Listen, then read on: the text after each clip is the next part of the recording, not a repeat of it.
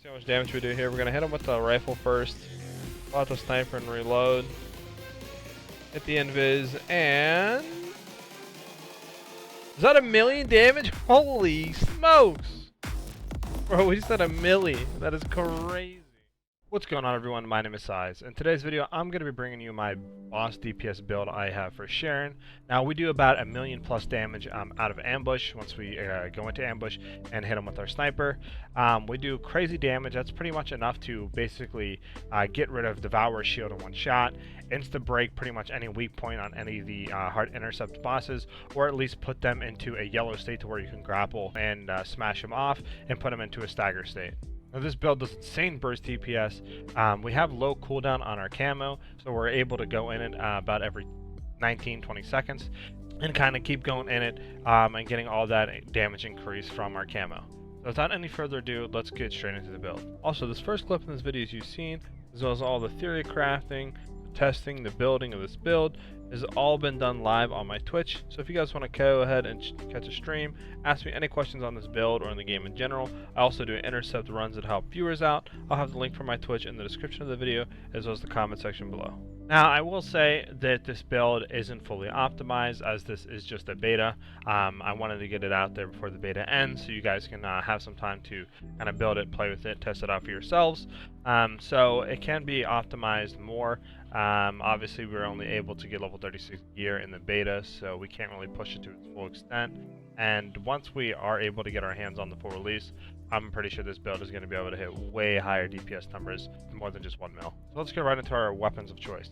So our main DPS weapon obviously is going to be the Afterglow Sword. This just is a good sniper. It has very high base crit with its unique ability. Basically, whenever we hit an enemy's weak point, we'll get increased weak point damage. But the main reason we run it is just because once we're hitting a commander, our firearm critical hit rate is increased by 30%, and when we hit a Colossus, it is increased by 10%. So we're just going to get more base crit, and we're standing at about a base crit of 50%, which is really good.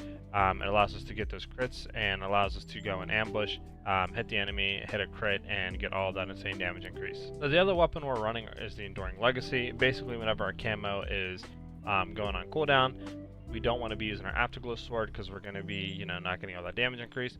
We're just going to swap to our Enduring Legacy and shoot just to keep some constant DPS on the boss. And then we're going to go back to camo, sniper, and big crits.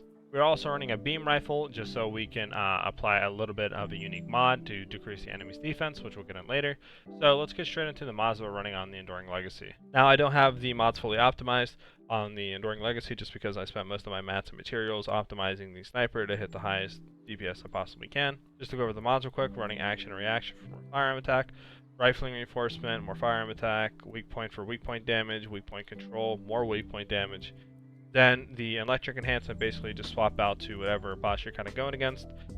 Since I was going against Devour and stuff like that, and I was just kind of testing stuff out, I was going with electric since he's weak to that. Inside stabilizer for more firearm crit, marksman for more firearm critical rate and as well as attack, and concentration priority for that firearm critical damage. And then we are also running mental focus because we have so much ammo in the gun that we're able to get up to 100 stacks, which is going to give us about like 20% more firearm attack as well. As you can see with our sniper, we're almost doing 70,000 DPS, and these mods that I have on it are the mods that I found that are able to achieve that over 1 mil DPS a hit. So the first mod we're running is Strengthened First Shot. What this is going to allow us to do is after a reload, we're basically going to get 150% more firearm attack, so it is pretty insane. Then we are running Weak Point Sight for more weak point damage because basically we're going to always be hitting the enemy's weak point. Weak Point Control, again, for more weak point damage. We're going Rifling Reinforcement just to get our base firearm attack up. It works really well with Strengthened First Shot. Then the two flexible mods is Fixed Shot and Marksman. I just threw in here just because we have the capacity cost. But the main mod that you'd want to slot in here is Action and Reaction. I have not got an Action or Reaction for snipers. I've gotten one for a shotgun, but none for snipers. And as the beta is ending to a close, and it only has a day or so left, day and a half of the time this video is going up, I wanted to get it out so you guys could at least try it. So it is not, like I said, 100% optimized, but you would want to run action and reaction in place of both of these two. Next, we are running Sharpshooter. This is going to just give us more firearm attack. That's basically the main reason we're running it, but it also gives our firearm a little bit more crit rate. The next mod is Concentration Priority. This is going to give us a lot of firearm critical damage, about 81%. And I found the critical hit damage is going to impact the weapon's DPS the most out of anything. I would say Strength and First Shot and Concentration Priority are going to be the two mods that you're really going to see a DPS increase. Just because critical hit damage, once we do crit, you know, it's going to give us a really, really big boost rather than just weak point upgrades or some firearm attack upgrades. So you definitely want to prioritize upgrading Concentration Priority. Then as our next mod, we're running Concentrate Support Ammo just for 5% more critical hit damage. And then again, I'm running Electric Enhancement just because we have a free mod slot. So whatever boss you're going to go against or enemy type that is weak to that said element, you're going to want to slot in. So fire, electric, you know, chill, whatever the case may be, just throw it on in. This mod setup is going to allow you to hit that 1 million damage. And this is, like I said, it's going to be able to basically instant break any weak point on a boss, or at least get into the yellow. And bosses like Devour, like non-hard mode, you basically can one-shot his shield fully off. Now, a cool interaction you can do, which I highly advise because it is going to give you a lot more DPS, is running a beam rifle or any special rounds weapon and throwing on the mod Battlesuit Crusher. Now, what this is going to do is it's going to reduce the enemy's defense by 50% for 10 seconds. It does have a 30-second cooldown though, so keep that in mind. But basically what we're going to do is we're going to swap to our special rounds weapon, hit him once, get that Battlesuit Crusher proc, swap over, reload our Afterglow into our camo ability, and then aim at a weak point and shoot, and we're going to hit that over 1 million damage on the enemy. Now let's get into the mods we're running for our Descendant. So the mods we're running for our character are not going to affect our camouflage damage.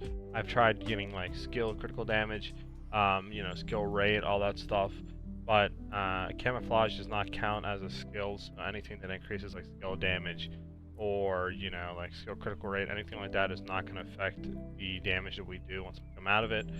So it's kind of sad there, but it will affect things as your cutoff beam and your ultimate, your flash short sword. Now, one of the mods that is going to allow you to decrease the defense of bosses and stuff like that and increase your DPS is the Battlesuit Melting Nuts skill augment. Now, what this is going to do is it's going to modify our impact rounds to be stackable.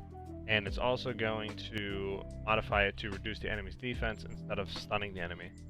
So what we're going to do is we're going to go in whenever the enemy's stunned, like if we break a part off or we stun them later on in the fight, go in, shoot these, then hit them with our special rounds to get that debuff, swap over, reload, invis, and shoot. And the DPS is even going to be more than just 1 million damage. Now, obviously, you can run any type of melee you want here. Just make sure you upgrade it a bit because it will give you more mod capacity. Then after that, we're running basically defensive mods. I have Toxic Antibody and Perfect Anti-Venom just because I was going against toxic bosses and stuff. So I wanted my toxic immunity and resistance to be high as possible. But obviously, you could throw in pretty much anything here for resist or immunity and stuff like that. We're also running increased HP, shield, and defense, just because we have the mod capacity to slot them in, and it's just going to make us more tankier. Then we're running Nimble Fingers. This is going to give us skill cooldown, which is going to allow our camouflage to be 19-second cooldown instead of a 30-second cooldown. And this can still get upgraded too, so you can probably get that down to like 17, something like that, 16. Second cooldown on our camouflage. We're also running Electric Master because that does affect our other skills such as our Flash Sword and our Cutoff Beam. We're also running Electric Specialist because again, that is going to allow our Cutoff Beam and Flash Sword to do more damage. We're also running HP Con just because it gives us more max HP and skill critical rate, but mainly for that max HP to be more tanky. Now I will say her Flash Sword is really insanely useful against bosses like the Obstructor. Whenever he summons his portals, you can basically just use this skill, block on all of his orbs, and basically like mass kill like 10 of them. So it's very useful for things like that. Also, it's pretty good on dealing AoE damage and clearing out a wave, but it does have a long cooldown. Your Cutoff Beam, in my opinion, is just going to be kind of your end move. If you're doing like a canister on the Devourer, you can just use that if it has a little bit left HP, if you have to reload or something like that to finish it off, but it's not going to be your main way of doing damage or of clearing out, you know, a whole pack or anything like that. Also, a quick note to maximize DPS is when you're going against an enemy or a boss, make sure they're not targeting you, because if they're not, we're going to get an 8% increase in outgoing damage. So basically, you're going to want to go in, let one of your teammates hit the boss first to get aggro. make sure you hit the enemy with your beam rifle to apply that negative 50% defense. Then we go back. If you can, use our battle suit melting nuts to decrease their defense even further, but sometimes you can't use this. Best to use whenever they're staggered. Then go ahead, reload our sniper, pop to our camo, target one of the boss's weak points, and then fire, get a crit, and you'll basically just one tap that weak point right off of them and do a crap load of damage. To push this build even further and even get more damage, if you have a mod called Overcharged Edge, go ahead and run that. What that's going to do is it's going to modify our camouflage to consume our energy shield instead of MP, and based on how much energy shield it consumes, it'll give us more damage. I have not gotten that one yet, and the way you do get that mod is by doing the Pyromaniac Intercept battle. I have not gotten that mod, but I would assume that it's going to increase our DPS even more. So if you do have the mod, test it out and let me know how much of a DPS increase it does. So for our reactor, sadly, it's not going to affect the amount of DPS we do in camouflage or any of that, but it also is going to affect everything else that we do. So the reactor that I'm running is a tingling phase reactor. This is going to give us skill power and electric skill power boost ratio, which we want, as well as dimension skill power boost ratio. The one I have is skill cooldown and fusion skill power. Now the skill cooldown is really nice just for, you know, our camouflage to get off cooldown quicker. But you pretty much any substat you can go for, but I advise going for a tingling phase because this is going to affect most of our skills since they do electric damage like our ultimate and stuff and our cutoff beam, and it's going to make them do even more damage. Now for auxiliary power, I run max shields with substat of max HP and HP recovery in battle. Also do keep in mind that Sharen scales the best with shields, so running more max shields than other stuff like 2 max shields and maybe an HP defense is going to result in the best survivability for your character. Next, for our sensor, we're going to be running a shield enhancement sensor. Now I did get this ultimate one to drop from going against, I'm pretty sure it was the Dread Ride. This gives us basically just max shields, more MP recovery in combat, and character XP gain, but those two stats really don't matter. But we're just basically running it for more max shields. Then we're going to be running the Predatory set. Now this set drops from the Devourer, and what the set does is a 2-piece that's going to give us more HP leech recovery. Some of our guns and stuff like that have HP leech, so this is going to give us more health back and stuff like the enemy. But we are running max HP, substat of defense is going to be really good.